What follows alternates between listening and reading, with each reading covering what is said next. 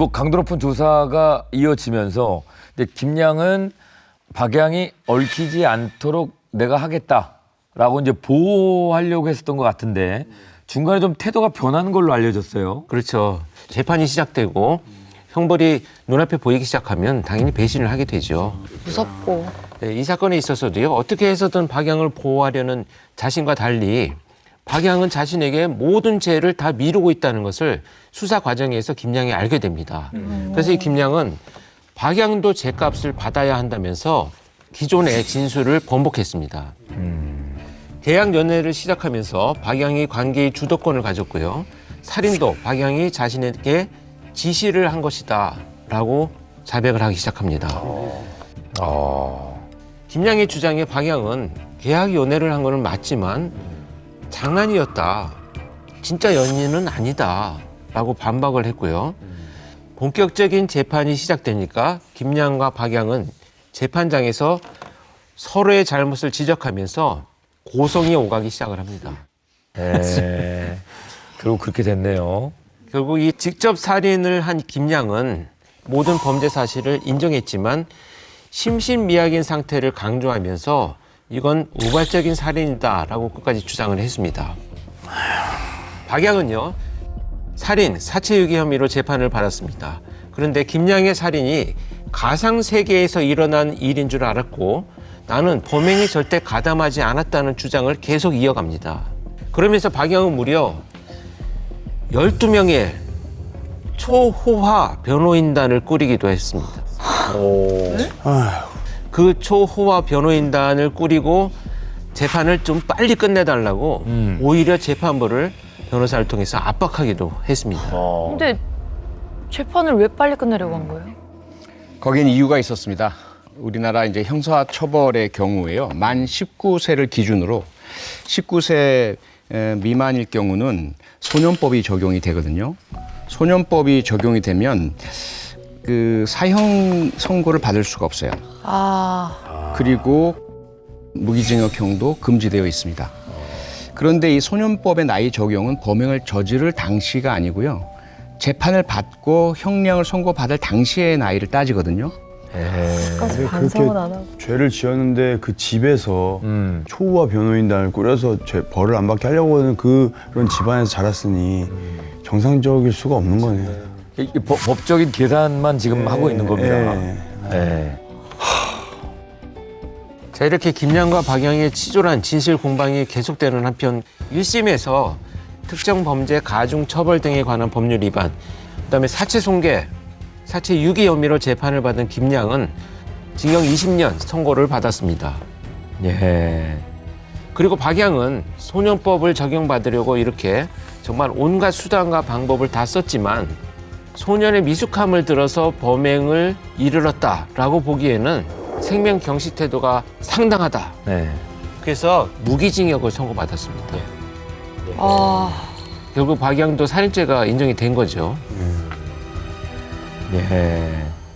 그런데 이 김양과 박양은요, 그 1심 선고가 무겁다면서 결국 항소했습니다.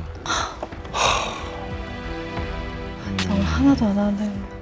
그래서 결국 2심 재판 결과 1심과 마찬가지로요, 김양은 징역 20년, 30년간 위치 추적 전자장치 부착 선고를 함께 받았습니다. 그런데요.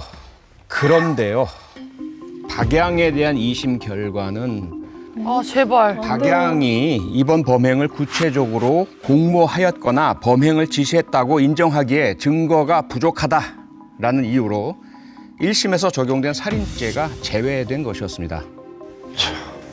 아니 어떻게 이렇게 되지? 왜 그게 부족하다? 이 2심 재판부는요.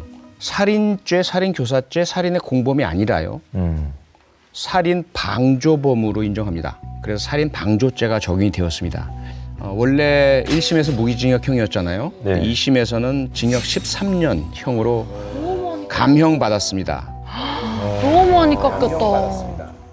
그리고 나서 다시 이 김양과 박양은 그래도 형이 너무 무겁다라면서 대법원에 상고를 했는데요. 대법원에서는 두 사람의 상고를 기각했고 결국 김양은 징역 20년, 박양은 징역 13년형이 확정됐습니다. 와 진짜 한 아이의 인생을 빼앗았는데 저렇게 살고 나와도 이미 창창한 나이잖아요.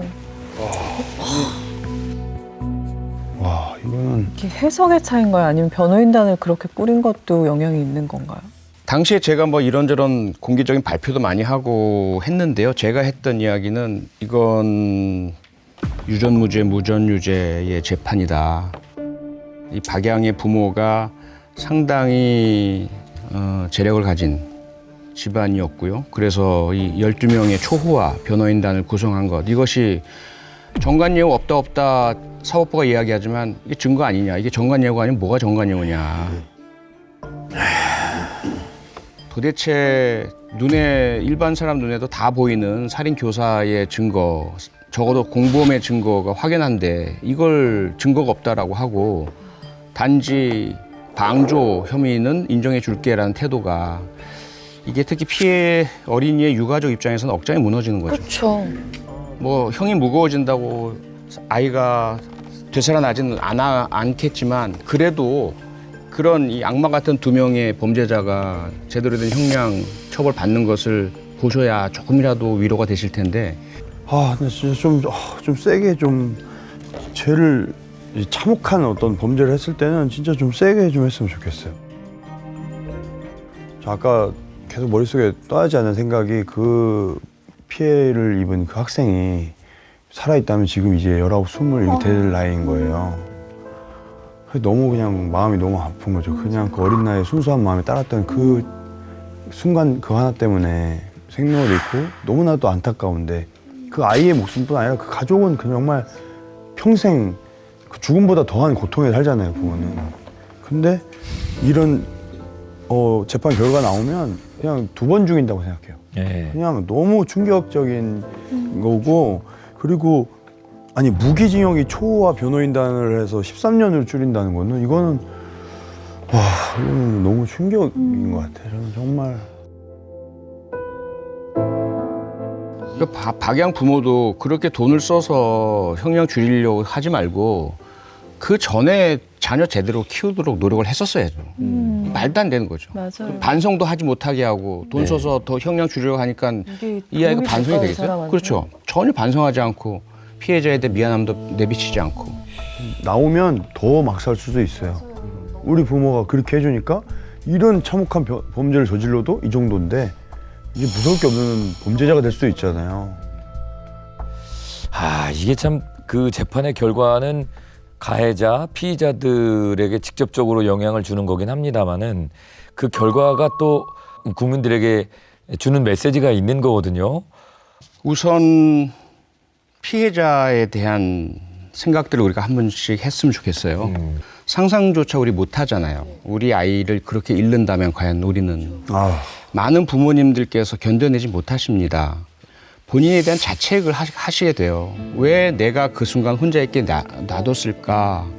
누구에게나 발생할 수 있는 일이고 우리가 24시간 아이를 보호할 수 없거든요. 그런데 이런 일이 이 아이에게 발생했다는 것은 어쩌면 다른 아이들 대신에 이 어린이에게 발생한 거라고 생각을 해야 되거든요. 그럼 우리 사회는 어떻게 보자면 이 피해 가족에게 빚을 지고 있는 거죠. 근데 과연 그 빚을 우리가 갚고 있을까요? 이 피해자들에 대해서 우리가 잊고 있는 거, 국가로서, 정부로서, 사회로서 정말 반성해야 된다고, 통렬히 반성해야 된다고 생각을 하고요. 가해자 측면에서도 처벌이 강해져야 되는 건 명확한데요.